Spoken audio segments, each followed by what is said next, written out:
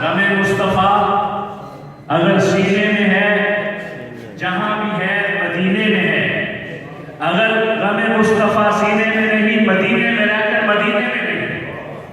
گرامی قدر، میں آپ کے سامنے مختصر الفاظ میں صاحب نوبات کو خراج تحسین پیش کرتا ہوں اور مفصل باز انشاءاللہ العزیز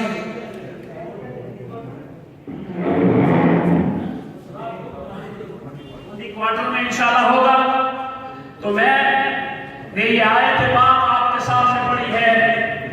اس آیت پاک کی روشنی میں دارالعلوم دیوبند کے محترم حضرت قاری محمد طیب صاحب قاسمی رحمہ اللہ نے ایک کتاب لکھی جس کا نام ہے آفتاب نبوت۔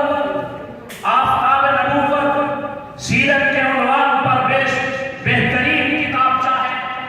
تو حضرت نے ایک بڑا عظیم الشان اس میں نکتہ لکھا ہے کہ اللہ تعالیٰ نے حضور علیہ السلام کو آفتاب فرمایا ہے، قمر کیوں نہیں فرمایا؟ اس کی وجہ کیا ہے؟ فرمایا کہ آفتاب روشنی دینے میں نہ کسی چاند کا محتاج ہے اور نہ کسی ستارے کا محتاج ہے۔ آفتاب وہ ہے کہ جو براہ راست روشنی دینے میں اللہ کا محتاج ہے، اللہ سے روشنی حاصل کرتا ہے اور اللہ آفتاب کو روشن کیے ہوئے ہے۔